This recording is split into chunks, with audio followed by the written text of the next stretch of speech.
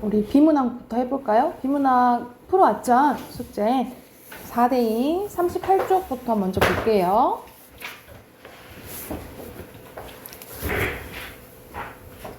우리가 이 전에 교재를 일단락을 했잖아요. 그래서 기존 이제 한번 봤던 지문이랑 아마 섞여 있어가지고 이번 지문은 그래도 다 했던 지문이더라고요. 우리가 흉에 대해서도 했었고 그리고 박테리오 파지에 대해서도 했었는데 아마 이제 그림 보면은 그 기억이 날 거예요. 그래서 근데 그때 봤을 때도 이제 중심 문장 이렇게 보긴 했지만 또 정확한 중심 문장이랑 그리고 여기서는 핵심어 표시 해야 되니까 그거 위주로 한번 봐볼게요.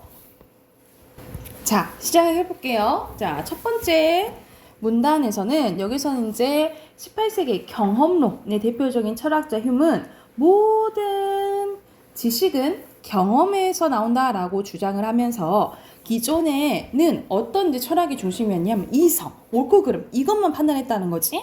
이런 진리를 탐구했던 데카르트의 합리론을 비판하고 경험을 중심으로 한 새로운 철학 이론을 구축하려고 했대요. 근데 너무 경험만을 중시하니까 이제 어떻게 이제 평가되냐면 극단적인 회의주의자. 저것도 안 돼, 이것도 안 돼. 그러니까 부정적으로 얘기를 하니까 회의주의자로 평가받는다라는 내용이에요. 그래서 여기서는 휴메 주장에 대해서 포함된 첫 번째 문장이 중심 문장이라고 보시면 되고요.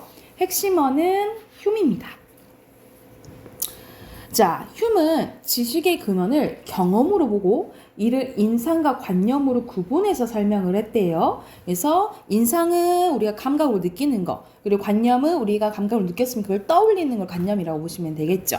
그래서 여기서는 첫 번째 문장이 중심 문장이고 핵심어는 여기선 중요한 게 경험입니다. 경험. 자, 그래서 여기서는 보면은 이제 단순 인상과 뭐 복합 인상으로 나뉘어진다고 했고 그리고 이 단순 인상을 통해서 형성되는 게 단순 관념, 그리고 복합 인상을 통해서 형성되는 게 복합 관념이라고 했죠. 그래서 휴은 단순 인상이 없으면 단순 관념도 없다라고 본 거야. 하지만 복합 관념은 복합 인상이 없도록 존재할 수 있는데 그런데 인상이 없는 관념은 과학적 지식이 없다라고 봤다라고 보시면 돼요. 이게 이제 주는 내용이고 그 다음 문단에서 중심 문장은 첫 번째 문장입니다. 휴은 과학적 탐구 방식으로서 인과관계에 대해서도 비판적인 태도를 보였는데 특히 이제 핵심어는 이렇게 좀 길어요.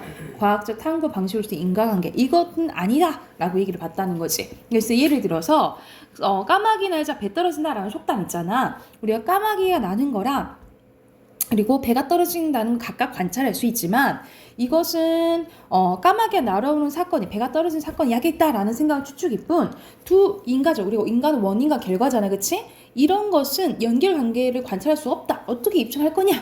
라고 얘기를 한 거야.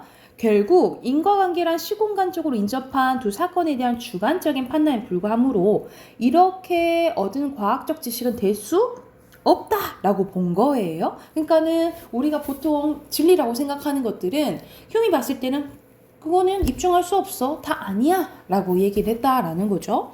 또한 이어지는 문장이네. 흉은 진리를 알 수 있는가 문제에 대해서도 회의적인 태도를 지녔는데 그러니까 진리도 거의 없다라고 보시면 되겠죠. 흉이 입장에서는 전통적인 진리관에서는 진술의 내용이 사실과 일치하면 진리라고 보는데 흉은 이 진술 내용이 사실과 일치하는지 여부를 판단할 수 없다라고 본 거예요. 예를 들어서 우리가 소금은 짜다라고 알고 있죠, 그렇죠? 근데 휴미 봤을 때는 자, 소금이 짜려면 진짜 그 자체가 짜야 돼. 근데 우리는 소금이 짠지는 감각기관으로 통하는 거죠. 그래서 내 입에 소금이 짜게 느껴진다는 맞다라고 하더라도 이 소금 자체가 짜다라는 걸 입증할 수 없다라고 본 거야. 그래서 경험을 통해 얻은 과학적인 지식이라 하더라도 또 진리의 여부는 확인할 수 없다는 게 휴메의 입장인 거죠. 그러니까 거의 휴메의 입장에서 봤을 때는 진리인 게 거의 없겠지, 그치? 그래서 이처럼 휴은 경험론 입장을 너무 고수한 나머지 과학적 지식조차 회의적으로 바라봤다는 점에서 비판을 받긴 하지만 마지막 문장이 중심 문장입니다. 하지만 그는 이성만 중시했던 당시 철학 사조에 반기를 들어 경험을 중심으로 지식 및 진리의 문제를 탐구했다는 점에서 근대 철학의 새로운 방향성을 제시했다는 평가를 받는다. 그러니까 하도 그 이성을 중시했던 그 주류였던 시기였기 때문에 그래도 새로운 생각을 해낸 거잖아, 그치? 그래서 이제 그 정도로 이제 평가를 받는다라는 부분이라고 보시면 돼요. 여기서 핵심어는 흉입니다. 흉이라고 보시면 되겠죠. 그러면 내용 확인하는 문제 답 확인해 볼게요. 1번의 빈칸은 당연히 흉이겠죠. 그리고 2번의 3문의 중심문제 쌤이랑 같이 했죠. 가장 적절한 것은 1번이고요. 그리고 3번의 내용 일치 문제네요. 여기서 알맞지 않은 것은 데카르트 이성 중시 했죠, 그치? 전통적인 진리가는 진리 확인할 수 있다 했잖아요. 불가능하다고 본 것은 흉의 입장인 거죠, 그쵸? 2번이 잘못됐네.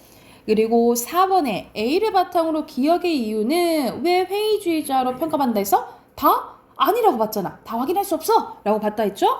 그러면 5번이 되겠죠. 있을까요? 그 다음 자, 아까 전에 인상과 관념에 대해서 했지, 그치?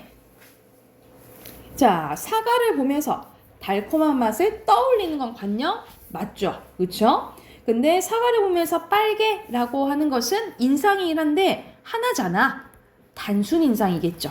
2번이 답이고요. 자, 6번 갑니다. 6번에 빈칸에 들어갈 색을 태어나서 한 번도 본 적이 없대. 그러면 경험이 있는 거야, 없는 거야? 경험이 없는 거죠, 그쵸? 그런데 자, 주변 색과 비교했을 때 그 색이 어떤 색인지 알아맞혔대. 그러면은 생각을 한 거잖아요, 그치? 이건 인상이 아니라 관념을 통해서 맞춘 거죠, 그쵸? 그래서 반박 어떻게 할 수 있겠어요? 경험을 하지 않더라도 떠올릴 수 있다라고 보면 되겠지, 그치? 그럴 때는 2번이 가장 적절하겠죠. 이해가 됐을까요? 오케이. 두 번째 질문도 바로 가볼게요. 자, 박테리오파지에 대한 내용입니다. 첫 번째 문단 봐볼게요. 바이러스에 대해서 나오네요. 바이러스란 보통 정의된 거, 좀 설명해주는 부분이 중심 문장이라고 보시면 되겠죠. 첫 번째 문장이 중심 문장입니다. 바이러스란 스스로 증식할 수 없고 숙주 세포에 기생하면 증식할 수 있다는 감염성 병원체를 일컫는데, 그래서 바이러스는 자신의 존속을 위해서 최소한의 물질만을 가지고 있기 때문에 모든 생명활동이 숙주세포를 이용을 한대요. 그 다음 문단 보면 1915년 영국의 세균학자 트워트는 포도당 구균을 연구하던 도중에 세균덩어리를 녹는 것처럼 투명하게 변한 현상을 관찰했는데, 뒤이어 1917년 프랑스에서 활동하던 데렐은 이질을 연구하던 중 환자의 분변에 이질균을 녹이는 물질이 포함되어 있다는 걸 발견하고 이 위지의 존재를 뭐라고 불렀다는 거예요? 박테리오파지라고 불렀다는 거죠. 그래서 박테리오파지는 뭐냐면 바이러스 일종으로 세균을 잡아먹는 존재를 의미한대요. 여기가 중심 문장.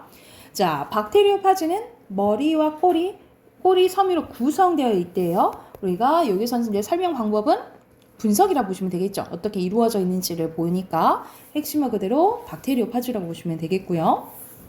그래서 이런 식으로 머리, 꼬리, 그리고 꺼리, 섬유 이렇게 되어 있다라고 보시면 되고, 자, 그 다음 문장 볼게. 박테리오파지는 증식을 위해서 세균을 이용하는데 세균을 만나면 우선 얘가 복제를 위해서 이용할 수 있는 세균인지 판단을 하는 거예요. 그리고 만약 판단 가능하면 이게 가능하면 꼬리 섬유로 세균 표면에 달라붙는데요. 그리고 세균 표면에 자리 잡은 박테리오파지는 머리에 들어있는 유전 물질만을 세균 내부로 침투를 시킨대. 그리고 침투한 박테리오파지의 유전 물질은 세균 내부의 DNA를 분해하는데, 그리고 세균의 내부 물질과 여러 효소들을 인교해서 새로운 박테리오파지를 형성한 유전 물질과 단백질을 만들어낸대요. 이렇게 되면 복제된다라는 거예요. 이건 여기서는 전체적으로 복제 과정에 대해서 나오잖아. 어떤 것을 이용해서? 세균을 이용해서. 그래서 첫 번째 문장이 중심 문장이고 핵심어는 그대로 박테리오파지라고 보시면 돼요. 또 박테리오파지는 이게 딱 보이네. 독성파지와 용원성파지가 있는데요. 독성파지는 충분한 양의 박테리오파지가 복제되면 복제를 중단하고 세포벽을 파괴하면서 효소를 만들고요. 그리고 이와 달리 용원성 파지는 세균을 이용하는 것을 독성 파지와 같지 않고 세균을 파괴 안 한다라고 보시면 되겠죠. 그래서 계속해서 분열해서 늘어난다라는 내용이에요. 그러면 해당하는 문제 또 답 확인해 봅시다. 자, 7번에 박테리오 파지죠. 가지고. 자, 8번에 3문단의 중심 문장은 첫 번째 문장이었죠. 3번에 1번이고요. 자, 9번 가보자. 9번에 내용 일치 문제에 알맞지 않은 거네. 자, 숙주 세포를 삶아서 기생한다 했죠? 그치? 그리고 단백질로 보호되어 있고요. 이직을 녹이는 물질을 발견한 대례에 대해서 명명된 게 앞에 몇 문단에서 나와요? 이 문단에서 나오죠. 그쵸?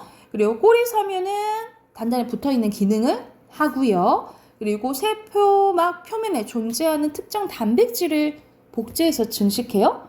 오히려 유전물질이랑 단백질 조합하는 거잖아.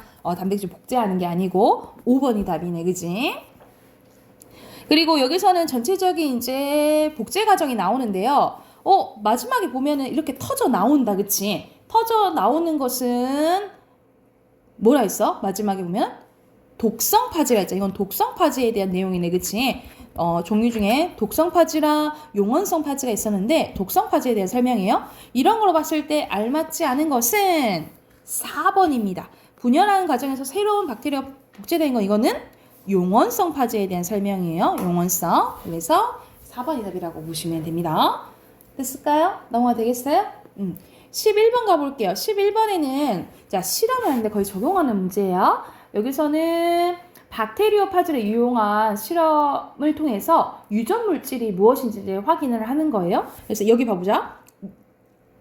허쉬와 체이스는 먼저 생명체의 DNA는 인이, 단백질은 황이 들어있다는 점을 착안해서 박테리오 파지 DNA 인과 단백질의 황을 각각 방사성 동위원소인 P와 황으로 대체한 후에 감염을 시켰대요. 그리고 이들의 여러 세대를 거쳐 배양한 후 배양된 대장균의 내부에 어떤 방사성 동위원소가 남아있는지 확인으로써 DNA가 유전 물질인 걸 밝혀낼 때, 그러면 DNA 구조와 복제 과정을 알면 이 실험을 하겠어요? DNA가 유전 물질인 걸 알아냈다 했잖아. 그치? 그러면은 이거는 그 전에는 알 수가 없는 거죠. 기억은 아니지. 그치? 인이 있는 것만 확인한 거죠. 그쵸? 복제 과정 나있지도 않고. 그리고 니은은 당연히 DNA만 남아있으니까 인만 확인되겠죠. 그쵸? 그리고 박테리오 파지가 유전 물질만의 세균을 들어보내는 것을 이용해서 한 거 맞겠죠. 그리고 리을 보면은 박테리오 파지를 이용한 것은 박테리오 파지가 있어야만 대장균을 분열할 수 있어요. 왜 이걸 이용한 거냐면 대장균 분열은 박테리오 파지가 없어도 이용 가능하잖아요. 가능하잖아요. 분열은. 근데 이거는 뭘 알아보기 위해서? 유전 물질을 알아내기 위해서 한 거죠. 그쵸? 그래서 니은 디귿만 맞네. 그래서 3번이라고 보시면 됩니다. 3번이고요. 12번에 어휘 문제인데 알맞지 않은 것은 1번입니다. 우리가 존속은 그대로 현상이 계속되는 걸 말하는 거죠. 그쵸? 더 나아가는 것은 발전이겠죠. 발전에 대한 설명이라고 보시면 돼요. 됐을까요? 그러면 그 다음 어휘 확인해 볼 거예요. 바로 자, 1번에 이성, 2번에 숙주, 3번에 근원, 4번에 순서대로 2, 3, 1, 4고요. 그리고 8번에 인적, 그리고 9번에 구축, 10번에 철저함, 11번에 더디게죠. 느리게 가는 거니까. 12번에 차간, 명확, 나열, 반박이고요. 그리고 증식하는 것은 막 늘어나는 거잖아요. 그치? 1번이고요. 그리고 탐구하는 것은 가장 비슷한 건 연구하는 거죠. 1번. 그리고 분열하는 거는 나뉘어지는 거죠. 1번이고요. 19번에 고수하는 것은 계속 유지하는 거라 생각을 하면 돼. 지키는 거. 그래서 2번입니다. 됐을까요? 그러면 그 다음 것도 우리 숙제로 해오게요. 48쪽부터 5대2 다 풀어오시면 되겠죠. 57쪽까지 숙제로 해오시게요. 자, 문항 펴봅시다. 문항.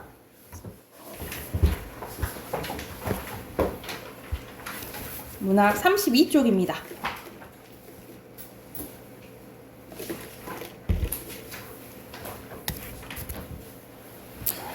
자, 오늘 할 부분은 자, 고전시가가 나왔어요. 고전시가 이제 일부분이 나왔는데 고전시가는 말 그대로 우리가 시조만 나온 게 아니라 우리가 일단락에서도 했었잖아요. 그러니까는 크게 시대별로 이제 생각을 해보면 뭐 고대시가 그리고 이제 고대가요 그리고 신라시대 때 나온 거 향가 우리가 삼국시대 이후로 이제 고려시대죠. 고려시대 때는 고려가요 그리고 경기체가 이렇게 생각하시면 되고 그리고 조선시대에 나오면서 가장 많이 쓴 게 우리가 시조죠. 시조 또는 시조가 엄청 길어진 거 가사 뭐 이런 것도 이제 생각하면 되는데 여기서는 대표적으로 연시조가 나왔네요. 첫 번째 김광희의 윤리유곡은 이제 연시조입니다. 연시조인데 어떤 내용인지 한번 봐볼게요. 자 보면은 일부분만 좀 나왔다라고 생각을 하시면 돼요. 일부분만 조금 나왔고 첫 번째 보면은 공명이 나왔는데 우리가 공명은 벼슬하는 거, 뭐 벼슬을 해가지고 우리가 이름 날리는 거 있죠. 이름 날리는 거 생각하시면 돼요. 그래서 거기 밑에 보면 공명의 뜻 나와 있지. 공을 세워서 명이 이름 명자예요. 이름을 널리 알리는 거. 그러니까 말 그대로 공명하면 여러분 비슷한 거 출세하는 거라 생각하시면 돼요. 출세하는 거 다 기억을 하면 돼. 이 공명이라는 말이 잘 나오거든요. 공명 기억하시면 돼요. 자, 첫 번째 연 봐볼게. 공명을 잊었대요. 부기는 돈 버는 거라고 생각하면 되겠지. 부자할 때 부기도 잊었대요. 그래서 보통 우리가 공명이나 부기는 사람들이 바라는 거지만 사실 현실 세계에 이제 멀어지는 거라 생각하면 되겠지. 잊었다라고 하니까. 공명을 해서 여기서는 세모 칠게요. 공명, 부기, 세모 칠게요. 세상사와 관련된 거 잊었다라고 얘기를 한 거야. 여기서는 공명도 잊었노라, 부기도 잊었노라. 비슷한 문장 구조 반복됐으니까 대구법이라고 보시면 되겠죠. 대구법. 세상의 번우안은 뭐 근심스러운 뭐 이렇게 생각하면 되겠죠. 세상 근심스러운 일 다 주어서 잊어버렸대. 나 이제 세상 일 스트레스 받는 거 없어 라고 얘기를 한 거야. 내를 통해서 시적 화자가 직접적으로 나온 거 알 수 있겠죠.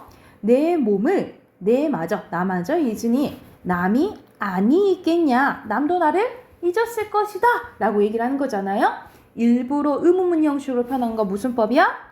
서리법 쓰였죠. 그래서 고전시가에서는 이 대구법이랑 서리법이 거의 나온다라고 생각을 하시면 돼요. 그 다음 2연 봐볼게요. 삼공이 귀하다는 데 삼공은 우리가 제일 벼슬이 높은 거. 우리가 제일 높은 벼슬이 영의정, 그 다음에 우의정, 좌의정이에요. 그래서 영의정, 우의정, 좌의정을 묶어서 삼공이라고 합니다. 삼공. 자, 삼공이 귀하다 한들 공명이랑 부기랑 비슷한 거라 생각하면 되겠지. 세모 칠게요. 한들 강산과 바꿀 소냐? 강산이라 바꾼다 안 바꾼다? 안 바꾼다라는 거야. 또 일부러 의문문 형식으로 표현한 뭐 나왔어? 서리법 나왔죠? 서리법 나왔고 여기서는 강산은 동그라미 보자. 강산은 동그라미 강과 산이지만 전체적으로 뭘 의미해요? 자연을 의미하는 거지, 그치? 그래서 강산은 자연을 의미하고요. 그러면은 강산은 자연의 일부분이잖아. 일부분으로 전체를 나타내는 것은 대유법이죠. 대유법 쓰였다라고 보면 되겠죠. 그래서 여기서는 두 가지 나왔네. 대유법과 서리법. 조각배에 달을 싣고 낚싯대에 흩어질 때 이 몸이 이 청을 가지고 막 흥이 넘치는 거야. 지금 노니까 자연에서 노니까 흥이 넘치는 거죠. 만호인들 부러우랴. 만호는 엄청난 그냥 부자라고 생각을 하시면 돼요. 부자라고 생각을 하면 돼. 그래서 부럽다 안 부럽다. 엄청 아무리 권력 많고 부자인 사람도 안 부럽다라고 표현한 거죠. 그치? 그래서 만호 세모 치시고 부려우랴 또 서리법 나왔네. 그치? 그래서 여기서는 세상 일을 등지고 엄청 자연에서 즐기는 모습에 대해서 나왔다라고 생각을 하시면 돼요. 자, 헛끌고 시큰은 뭐라고 나있어? 흐트러지고 시끄러운 이렇게 해석을 하시면 돼요.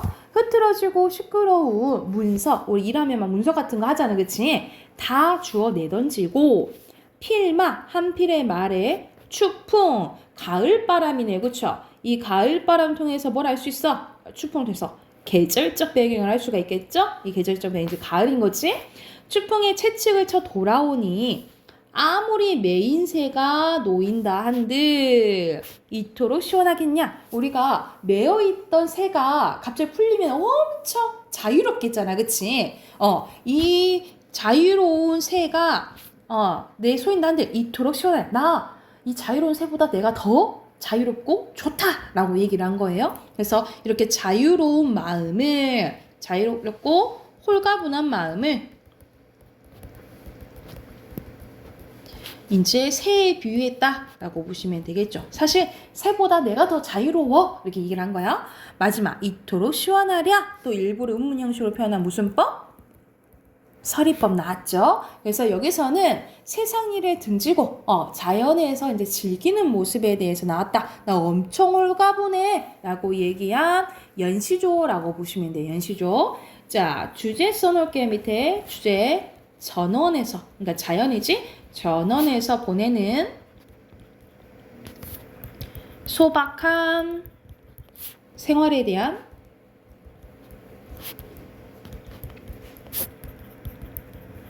만족감에 대해서 이야기한 시라고 보시면 됩니다.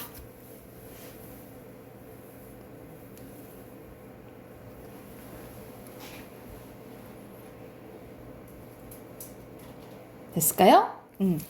자, 옆에는 정약용의 보리타작이에요. 보리타작인데 말 그대로 우리가 보리타작, 보리 우리가 쌀이 그냥 있는 게 아니라 곡식 이렇게 탔다면 나달 이렇게 털어내야 되잖아요. 그래서 이제 보리타작을 하는 이제 장면이 나오는데, 자, 여기서는 첫 번째, 여기서도 이제 자연과 관련된 자연이보다는 이제 농사일 하는 거에 대한 이제 내용이 나온다라고 생각을 하시면 돼요. 자, 보면은 새로 걸은 막걸리가 젖빛처럼 뿌옇고 뭐뭐처럼 직유법 나왔고 젖빛처럼 우유빛처럼 뿌옇다라고 표현한 거야. 그러면 색깔 나왔으니까 시각적 심상 나왔다라고 보시면 되겠죠. 시각적 심상 이제 나왔고 큰 사발에 보리밥을 이제 먹는데 높기가 한 자로 세. 한 자는 거의 3cm라고 보시면 돼요. 근데 밥을 이렇게 30cm 해가지고 먹을 수 있겠어? 우리 보통 고봉밥이라 하잖아요. 그러니까 그 정도로 많이 쌓았다라고 보면 되겠지. 부풀려서 얘기했잖아요. 과장법이고요.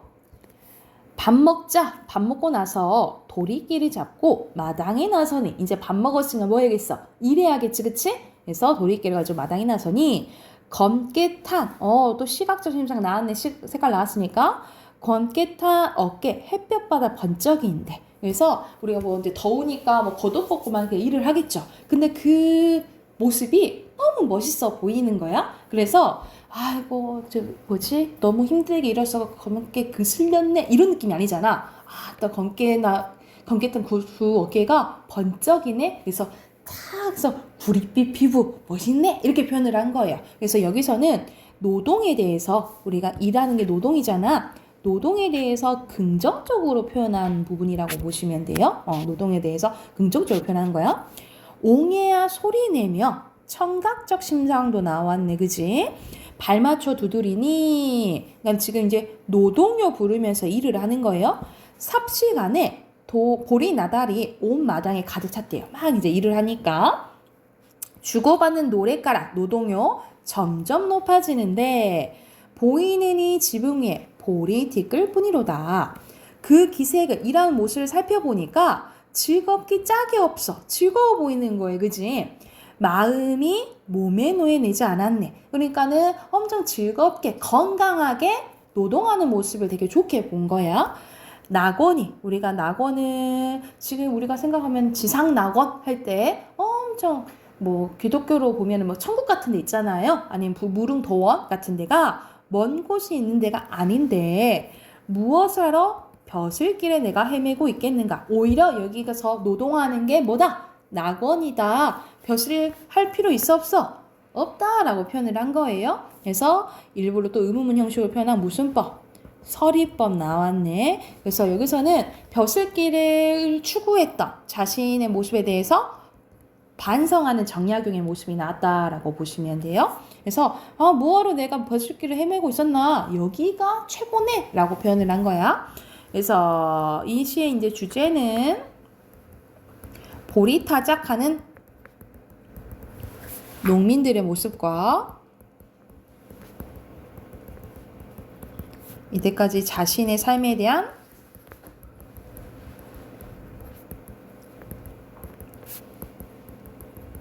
반성이 드러난다 라고 보시면 돼요. 보리타작하는 농민들의 모습과 자신의 삶에 대한 반성이 드러난 시라고 보시면 됩니다. 그래서 공통적으로 딱 봤을 때 표현 방법 보면은 서리법 나왔네요. 그쵸? 그래서 제 내용이랑 표현 방식 보면서 뒤에 있는 문제 풀게요. 뒤에 네 문제 있거든요. 네 문제 34쪽 풀고 답 확인해 볼게요.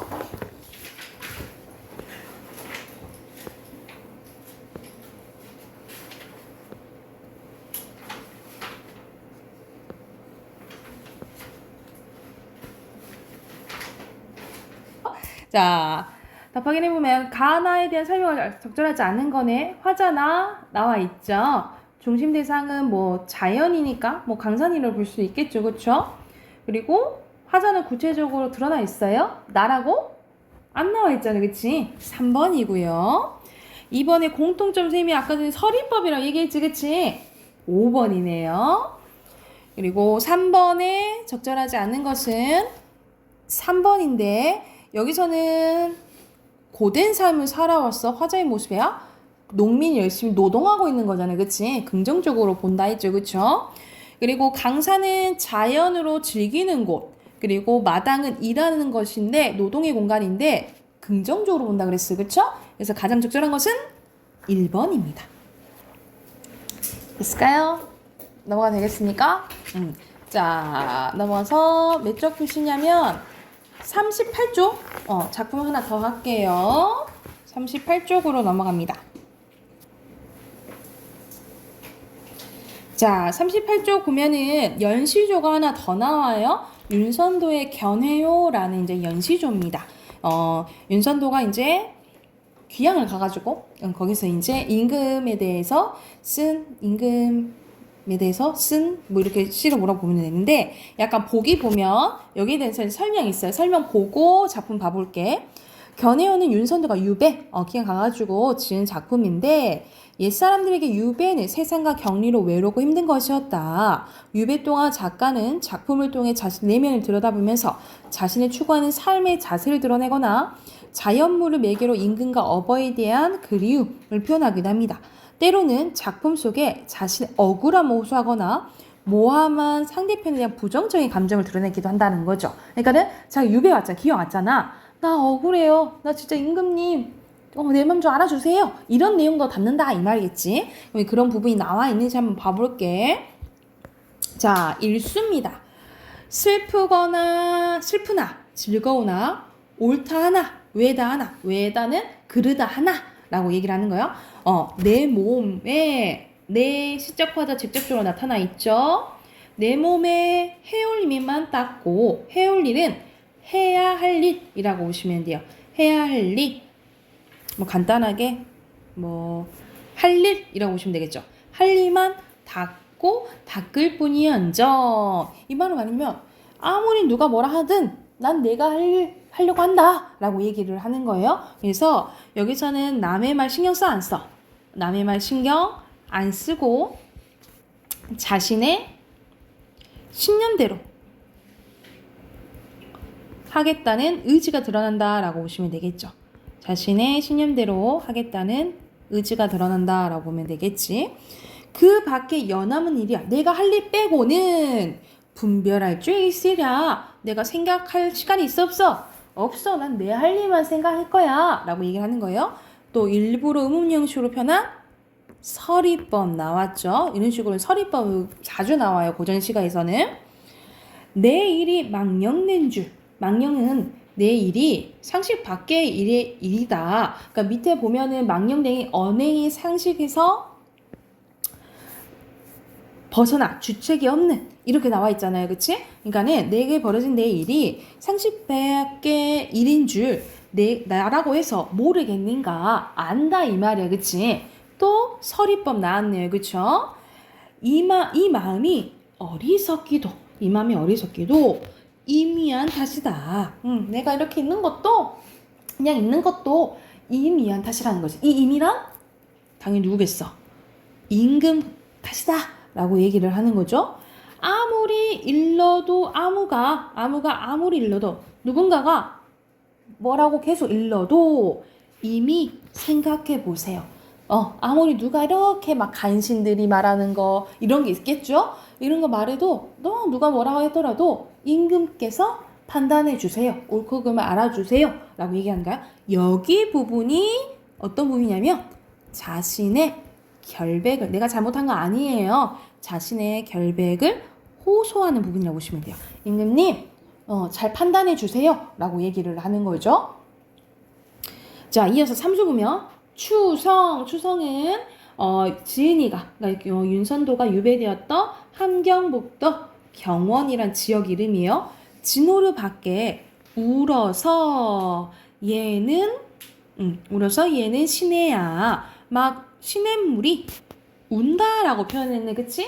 면은 의인법이죠. 그쵸? 의인법이고 뭐뭐야 라고 부르는 것은 본호법이고요. 사실 시냇물이 운다라고 표현했지만 내가 우는 거잖아요. 그치? 그래서 이 시냇물은 내 감정이랑 똑같은 감정이입의 대상이라고 보시면 됩니다. 그래서 이 감정이입의 대상은 뭐의 종류 중에 하나라고 했어?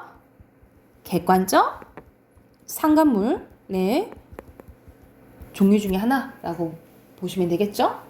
그래서 시내가 운다라고 표현했네. 저기 밖에 우러 얘는 저 시내야. 홀이라 무엇을 하려고 이렇게 해석하시면 돼요. 주야 밤낮 흐르느냐 너 왜 계속 우니? 라고 얘기를 하는 거지. 임향아 내 뜻조차 그칠 줄을 모르는가. 그렇게 주야 밤낮 흐르는 물처럼 임향아 내 뜻도 안 멈춘다 라고 표현을 한 거예요. 그래서 당연히 임은 임금이겠죠. 임금에 향한 내 마음은 그치지 않는다 라고 얘기를 하는 거죠. 그래서 여기서는 임금에 대한 충성심, 임금에 대한 사랑을 뭐라고 하냐면 연군지정이라고 합니다.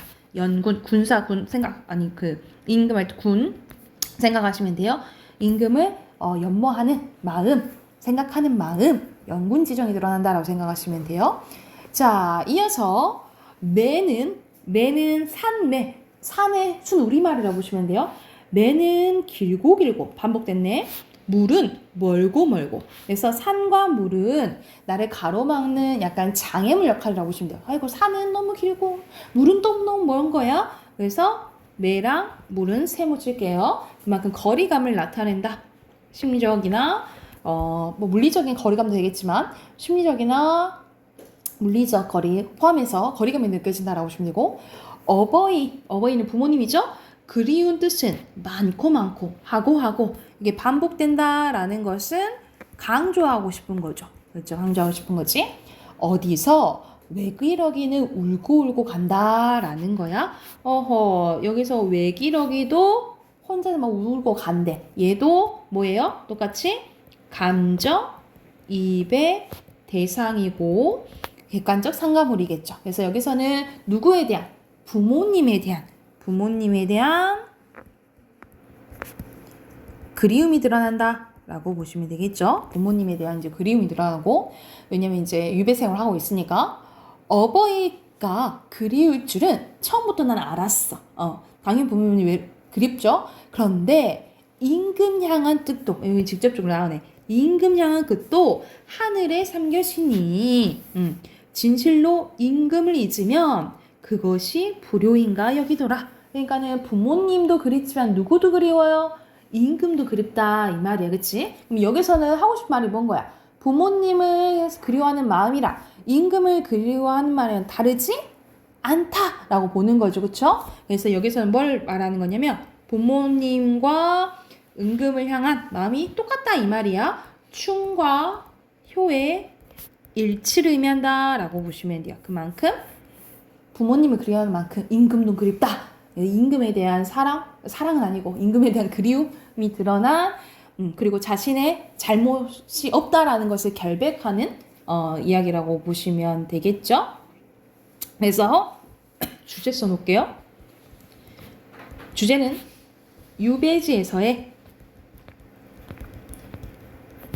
연군지정이라고 보시면 돼요. 아까 연군지정은 임금에 대한 정의라고 생각하시면 되겠죠? 유배지에서의 연군지정이 드러나는 시라고 보시면 됩니다. 자, 옆에 5문제 있어요. 주제 썼으면 옆에 5문제 또 바로 풀어볼게요.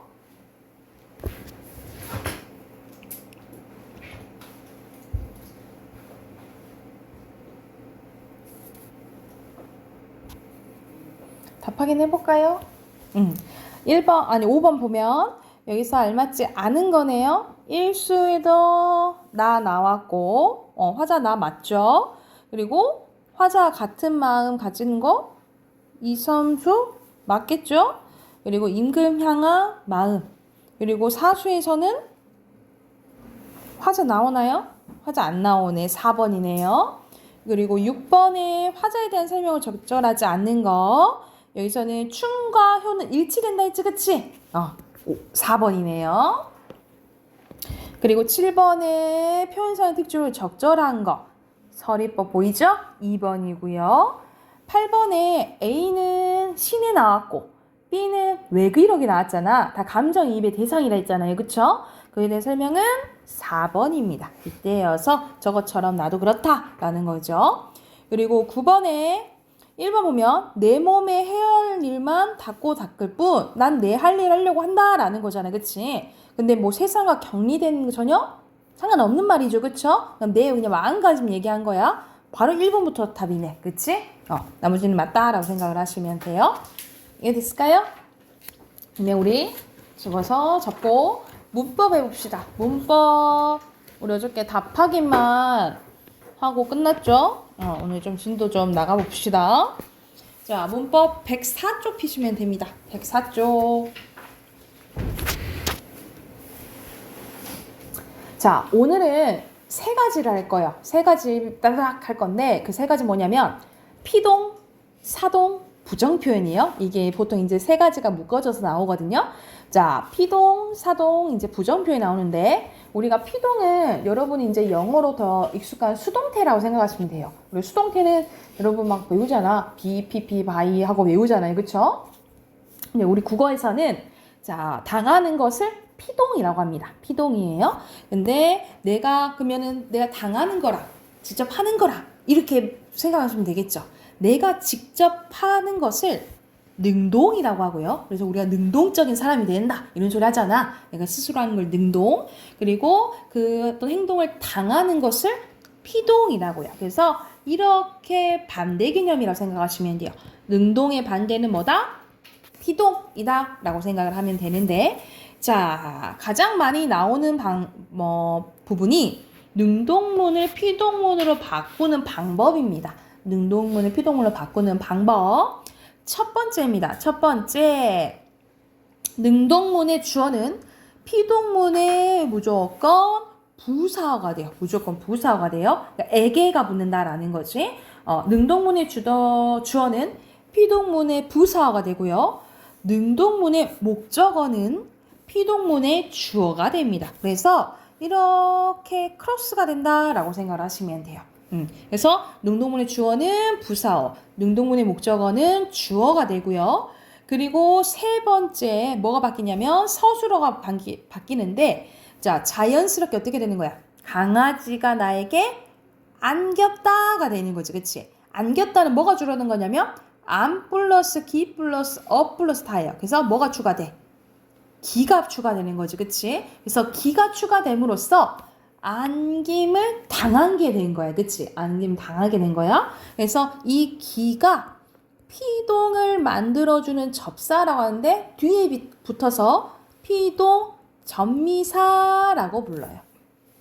피동 전미사라고 부르는데 이 피동 전미사에는 종류가 밑에 이제 나옵니다. 첫 번째, 자, 이렇게 전피동, 전미사가 붙는 것을 파생적 피동이라고 하는데, 같은 말로 짧은 피동, 고로 단형 피동이라고 해요. 짧은 피동.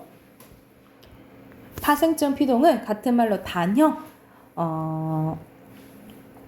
짧은 피동이라고 하는데, 능동사 어간에 피동전미사가 네 가지가 있는데 이희리기라고 외우시면 돼요. 피동전미사 이희리기가 붙어요. 그러니까 이 이희리기는 동사에 따라 달리 붙는다라고 보시면 되겠죠. 그러니까 안따에는 기가 붙는다라고 생각하시면 되겠죠.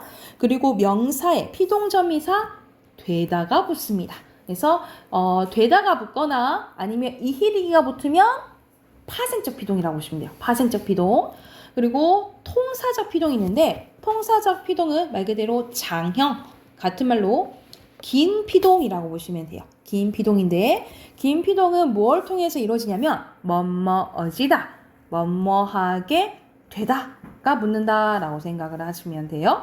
그래서 자, 만드는 방법은 첫 번째 짧은 피동은 전미사 뭐가 붙어? 이희리기나 되다가 붙고요.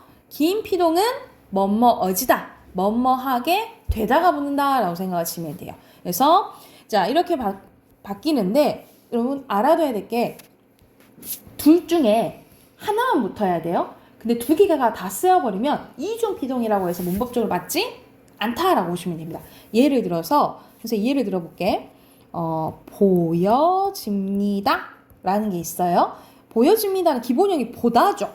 그치? 근데 이거는 뭐가 합쳐진 거냐면 이에다가 어지다에다가 입니다가 합쳐진 거다라고 생각하시면 돼요. 근데 그러면 피정님의 이도 쓰였고 그리고 어지다도 쓰였잖아. 그치? 두 개 다 쓰였잖아. 그쵸? 이때는 이중피동이라고 해서 이중피동으로 해서 문법적으로 맞지 않다라고 봐요. 그래서 어떻게 고쳐야 되냐면 보통 뒤에를 둘 중에 하나를 없애줘야 돼요. 그래서 어떻게 고쳐야 돼? 보입니다. 이렇게 고쳐야 된다라고 보시면 돼요. 그래서 이거 예시라도 하나 추가적으로 써놓자. 둘 중에 하나만 써야 되지 두 개 다 써버리면은 이중피동이라고 해서 문법적으로 틀리다라고 보면 되겠죠. 그래서 보입니다라고 고쳐야 된다라고 보시면 돼요.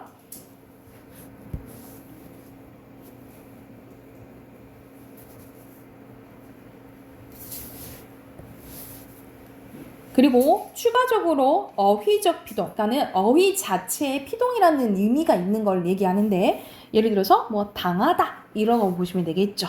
당하다 라고 생각하시면 되겠죠. 그래서 다시 한번 능동문을 피동문을 바꿀 때 첫 번째 어떻게 된다고? 능동문의 주어는 피동문의 부사로 가고요. 능동문의 목적어는 피동문의 주어로 가고요. 그리고 서술어는 자연스럽게 피동전미사 이희리기가 붙거나 뭐뭐하게 되다, 그냥 되다 또는 뭐뭐어지다, 뭐뭐하게 되다가 붙으면 피동이 만들어진다라고 생각을 하시면 돼요. 이게 됐을까요? 그러면 해당하는 문제 옆에 있죠? 105쪽 문제 풀고 또 바로 답 확인해 볼게요.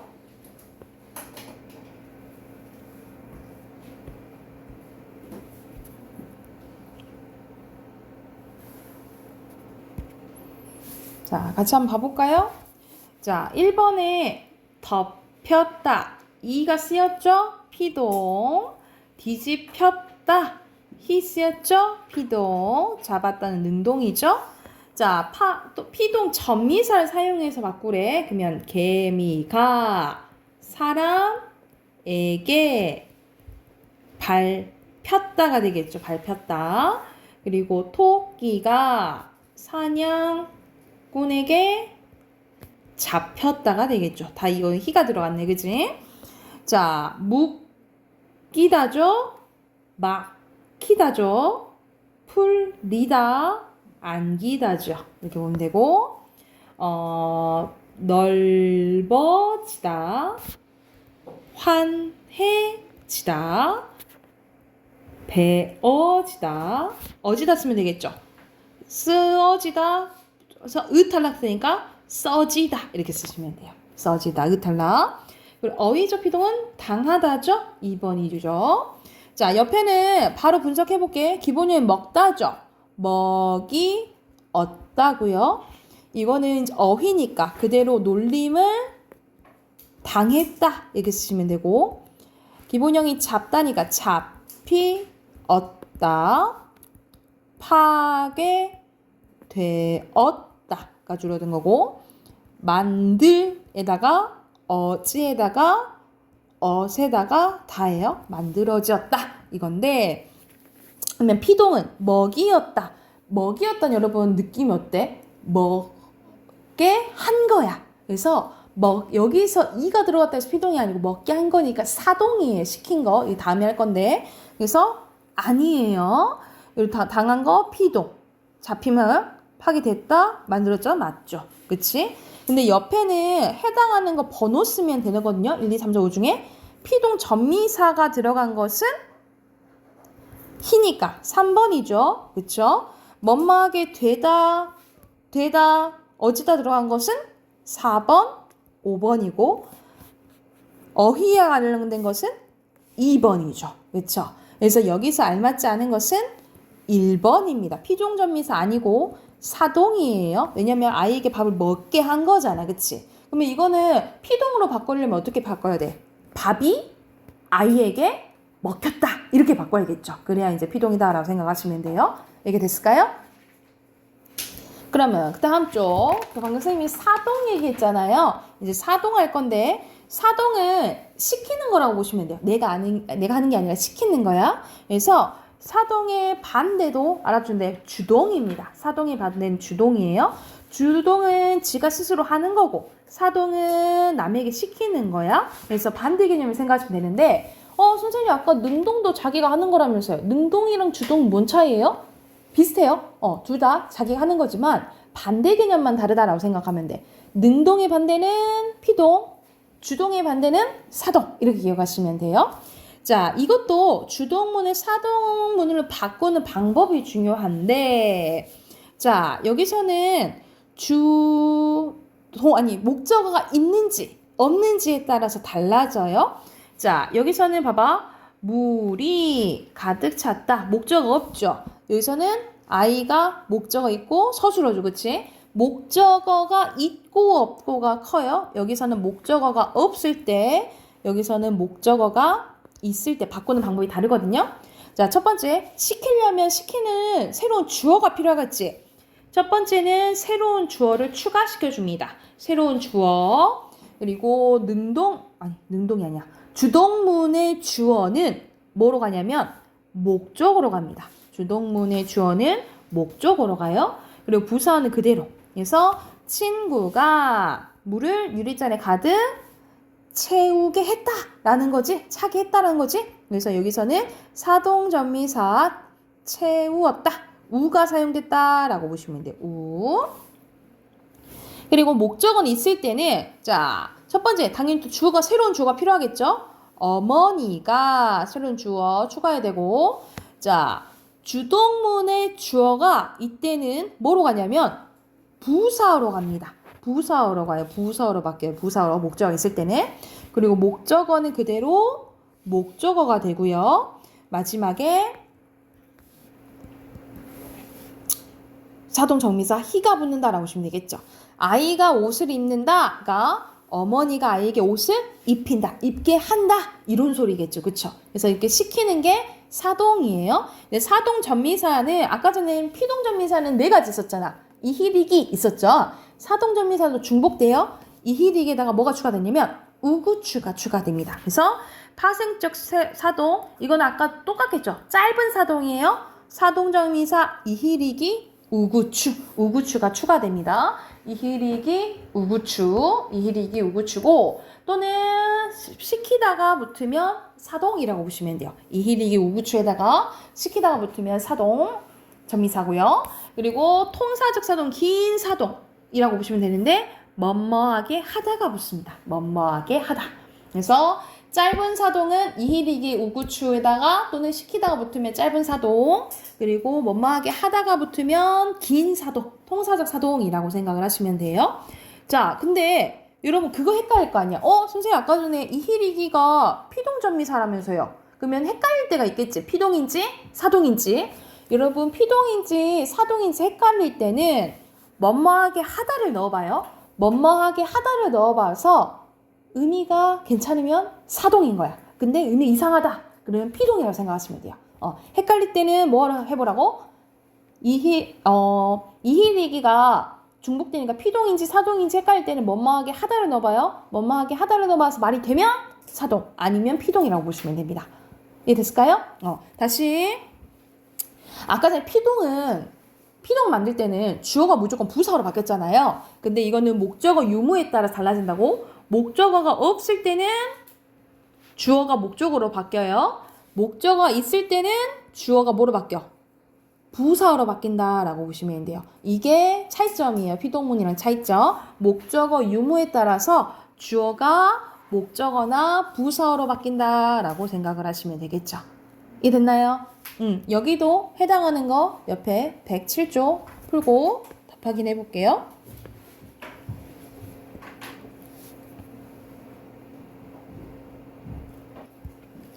선생님이 설명 하나 빼먹었다. 자, 여기 잠깐, 이 선생님 잠깐 봐볼게. 아까 전 쌤이 이희리기 우추 사동전미사가 붙는 거는 짧은 사동이라 했잖아요. 그리고 원망하게 하다는 이제 긴 사동인데 이거의 의미가 조금 달라요. 여러분 잠깐 보면은 어머니가 아이에게 옷을 입힌다. 이건 사동전미사가 붙었지, 그치? 이럴 때는 두 가지 의미로 해석이 돼요. 예를 들어서 어머니가 아이에게 옷을 입힌다는 직접 갈아입혀줄 수도 있는 거야. 그럴 때는 직접 사동이라는 의미가 있고 입게 만드는 것은 간접 사동. 그러니까 두 가지로 해석이 가능해요. 이희리기 중에 이 사동 전미사가 붙었을 때는 직접과 간접 두 가지로 해석이 되고 입게 한다 이렇게 긴 사동을 했을 때는 간접으로만 해석이 된다라고 보시면 돼요. 그래서 이거 설명을 빠뜨려 먹어서 자, 여기서 사동전미사가 붙을 때는 직접 사동 두 가지로 해석이 가능하고 뭐뭐하게 하다 긴 사동이 됐을 때는 간접 사동만 된다라고 보시면 돼요. 이거 참고하셔서 문제 푸시면 됩니다.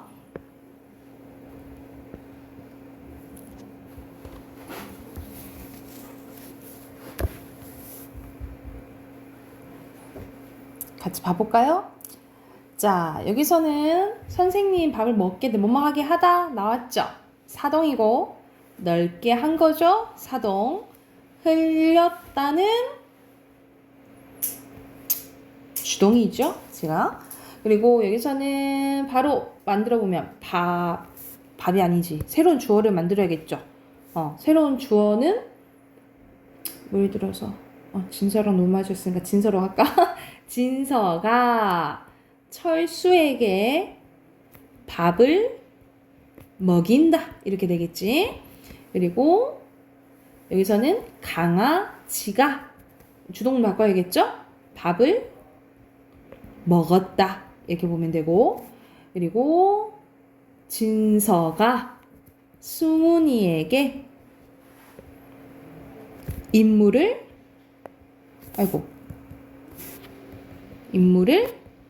맡겼다 이렇게 되겠죠. 그리고 여기서는 뭐뭐하게 하다라고 하는 파생 전미사부터 만들어진 파생적 사동과 어간에 뭐뭐하게 대당하니까 뭐뭐하게 하다죠. X. 그리고 여기서는 모두 파생적 피동을 만드는 피동을 왜 만들어요? 그쵸? X네요. 그쵸? 둘 다 X고, 그리고 먹이다, 그리고 낮추다, 날리다, 맡기자죠? 이렇게 보시면 되고, 그리고 여기서는 통사적이니까 뭐뭐하게 하다 붙이면 되잖아요. 차게 하다, 하게 하다, 일하게 하다 이렇게 보시면 되고요. 자, 여기서는 바로 또 여기 분석 봐보자. 주어가 어떻게 바뀌어요? 목적어가 있으니까 부사어로 바뀌어야겠죠? 아이에게 옷을 입히셨다. 그래서 부사어 쓰시면 되고요. 여기서도 그대로 아이에게 입게 하셨다죠? 그래서 부사어 쓰시면 돼요. 그래서 S1은 파생적 사동이고요. 여기서는 두 가지로 해석될 수 있다 그랬지, 그치? 그러면 오지. 여기서는 S2는 통사적 사동이죠. 그래서 이거는 직접만 입게 했다. 입게 했다. 여기서는 지시했다는 소리지, 그치? 이렇게 보시면 되겠죠? 그래서 여기서는 답이 5번이 되겠죠. S1이 중의성 있는 거죠, 그쵸? 그 다음 마지막 부정표현. 이렇게 오늘 세 가지 한다 했죠? 능동, 사동, 부정표현 할 건데 부정표현은 쉬워요. 여러분 안과 못만 기억하시면 돼요. 여러분 숙제를 안 했다와 숙제를 못 했다는 큰 차이가 있죠, 그쵸? 안 했다는 지 의지로 안 한 거예요, 그치? 못 했다는 내가 몰라서 못 했을 수도 있고 아니면은 어떤 외부적인 상황 놀러 가서 못 했을 수도 있고 이런 거라고 생각하시면 되겠죠? 그래서 부정 표현은 내용에 따라 상태, 의지 부정 그게 안이고요. 능력 부정이 못이라고 보시면 돼요. 형식에 따라 짧은 부정은 부정부사 안 못 쓰일 때, 긴 부정은 서술어로 아니하다, 못하다 또는 하지 말다가 쓰였을 때 긴 부정이라 생각하시면 돼요. 다시 한번. 자, 상태나 의지 부정은 안 부정문입니다. 그래서 아니하다를 사용해서 주체가 지 의지로 안 한 걸 의미해요. 학교에 안 갔다, 학교에 가지 않았다, 배가 고프지 않다, 비가 오지 않는다. 이 배가 오지 않는다는 비가 지 의지로 안 온 거야? 그건 아니지, 그치? 이럴 때는 상태 또는 뭐 단순 부정이라고 해요. 단순 부정. 능력 부정은 말 그대로 못 부정문을 능력 부정하는데 외부의 원인이나 주체 능력 부정으로 불가능한 것을 의미한다. 그래서 나는 학교에 아파서 학교에 못 갔다. 나는 학교에 가지 못했다. 라고 보시면 되겠죠. 그래서 크게 뭐 있다는 거야? 안 부정문이랑 못 부정문 있는 거예요. 안 부정문은 단순이나 의지 부정, 못 부정문은 능력 부정이라고 생각하시면 돼요. 그리고 짧은 부정문과 긴 부정문이 있는데 안, 못, 그러니까 부정, 부사로 쓸 때 우리 부사는 서술어를 꾸며주는 거지? 이런 식으로 부사로 쓸 때 짧은 부정문이요. 또는 명사 플러스 뭐뭐 하다에 명사 플러스 안 하다 이런 어순을 쓴다 할 때 보시면 되겠죠. 긴 부정문은 서술어로 쓸 때요. 뭐뭐 하지 아니하다, 뭐뭐 하지 못하다 라고 쓸 때나 우리가 명령문이나 청유문에는 부정문이 안 쓰이고 뭐가 쓰냐면 말다가 쓰여요. 말다. 명령문이나 청유문에는 말다가 쓰이는데 그래서 뭐뭐 하지 마라, 마 또는 뭐뭐 하지 말자 이것도 부정문에 속한다라고 생각하시면 돼요. 그래서 명령문은 뭐뭐 하지 마, 청유문 뭐뭐 하지 말자 이렇게 쓰인다라고 보시면 되고 자, 여러분 이게 좀 이해 안 되는 부분이 있는데 부정 표현의 중의성이 있어. 우리 중의성은 아까 전에 말했던 두 가지 이상으로 해석될 때 중의성이 나잖아요. 근데 여기서 봐봐. 선아가 꽃을 안 샀다가 중의성이 있다는 거. 선생님 안 산 거니 안 산 거죠. 뭐가 중의성이 있어요? 라고 볼 수 있는데 이런 봐봐.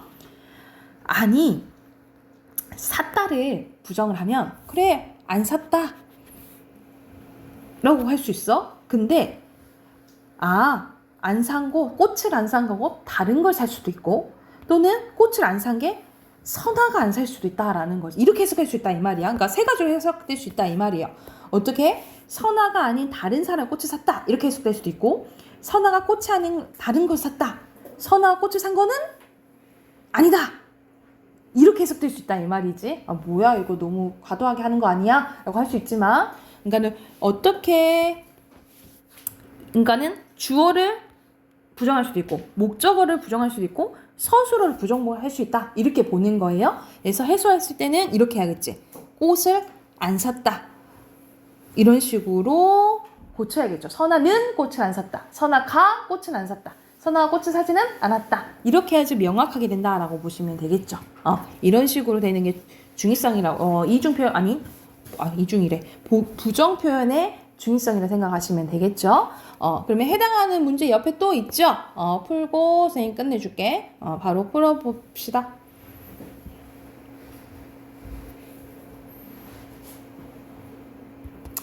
시간이 거의 다 됐네요. 여러분 선생님이 이거는 그러면 숙제로 내줄게. 109쪽부터 여러분 뒤로 넘겨서 113쪽 있죠. 113쪽 체크.